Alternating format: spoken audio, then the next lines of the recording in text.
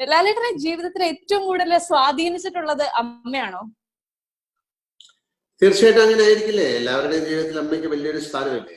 പിന്നെ അത് നമ്മൾ എങ്ങനെ അമ്മയെ കാണുന്നു എന്നുള്ളൊരു കാഴ്ചപ്പാടുകളുണ്ട്. നമ്മൾ എങ്ങനെ വളർന്നു വരുന്ന സാഹചര്യം ഒക്കെയാണ്. അപ്പൊ അത്തരത്തിൽ ഞാൻ വളരെയധികം ബ്ലെസ്ഡ് ആയിട്ടുള്ള ഒരു മകനാണ്. എന്റെ അമ്മ എല്ലാവിധ സ്വാതന്ത്ര്യങ്ങളും എനിക്ക് തന്നിട്ടുണ്ട്, എല്ലാവിധ പ്രാർത്ഥനകളും തന്നിട്ടുണ്ട്. ഒരുപാട് അമ്മയുടെ നല്ല സ്വഭാവ ഗുണങ്ങൾ എന്നിലേക്ക് അറിഞ്ഞോ അറിയാതെയോ തന്നിട്ടുണ്ട്. അത്തരത്തിൽ ഞാൻ അമ്മയെ വളരെയധികം സ്നേഹിക്കുന്നു. എന്റെ അമ്മയല്ല, എല്ലാ അമ്മമാരെയും ഞാൻ ഒരേപോലെ സ്നേഹിക്കുന്ന ആളാണ്. അതിന്റെ ഭാഗമായിട്ടാണോ ഈ വിശ്വശാന്തി ഫൗണ്ടേഷൻ എന്ന് പറയുന്ന ഒരു ഓർഗനൈസേഷൻ തുടങ്ങാൻ ഒരു കാരണം? അതെ, എന്റെ അച്ഛന്റെ പേര് വിശ്വനാഥൻ നായർ എന്നാണ്, അമ്മയുടെ പേര് ശാന്തകുമാരി എന്നാണ്. അപ്പൊ ആ രണ്ട് പേരുകളും കൂടെ ചേർത്തുകൊണ്ട് നമ്മൾ അവർക്ക് വേണ്ടി എന്തെങ്കിലും ചെയ്യണം എന്നുള്ള ധാരണയിൽ തുടങ്ങിയതാണ്. ആ പ്രസ്ഥാനം വളരെ നന്നായിട്ട് മുന്നോട്ട് പോയിക്കൊണ്ടിരിക്കുന്നു. ഒരുപാട് നല്ല കാര്യങ്ങൾ ചെയ്യാൻ സാധ്യമാകട്ടെ എന്ന് ഞാൻ പ്രാർത്ഥിക്കുന്നു. തീർച്ചയായിട്ടും ഒരുപാട് വലിയ കാര്യങ്ങൾ ചെയ്തതൊക്കെ അറിഞ്ഞു. ഇന്ന് ഏറ്റവും ലേറ്റസ്റ്റ് ആയിട്ടുള്ള ഡെവലപ്മെന്റ് വരെ ഏട്ടന്റെ ഫേസ്ബുക്ക് പേജിലൂടെ ഞങ്ങൾ വായിച്ചിരുന്നു. ഒരു ഏട്ടന്റെ ധാരാവിയില് 1000-ഓളം കിറ്റുകൾ ഇന്ന് കൊടുക്കുന്ന ദിവസമാണ്. നമ്മൾ പൂന അല്ലെങ്കിൽ കോയമ്പത്തൂര്, കേരളത്തിലൊക്കെ ചെയ്തിട്ടുണ്ട്.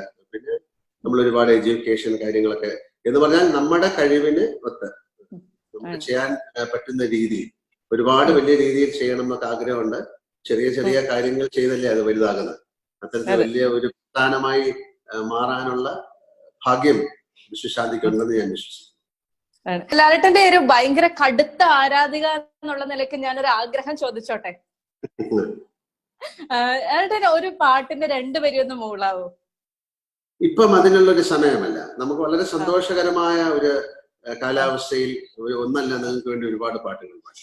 അപ്പൊ നമുക്ക് എല്ലാവർക്കും ചേർന്ന് പ്രാർത്ഥിക്കാം.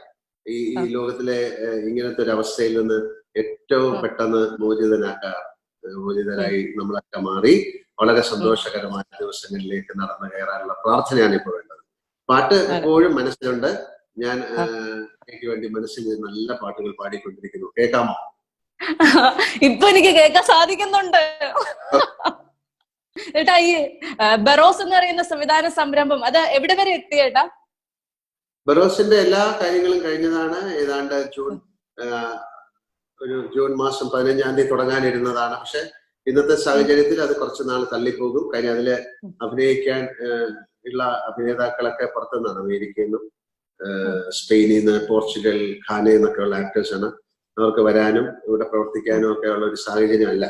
അതുകൊണ്ട് അത്തരത്തിലുള്ള കാര്യങ്ങളൊക്കെ മാറിക്കഴിഞ്ഞു കഴിഞ്ഞാൽ മിക്കവാറും ഈ വർഷം അവസാനം അടുത്ത വർഷമായിട്ട് ആണ് ഇനി തുടങ്ങാൻ സാധ്യത.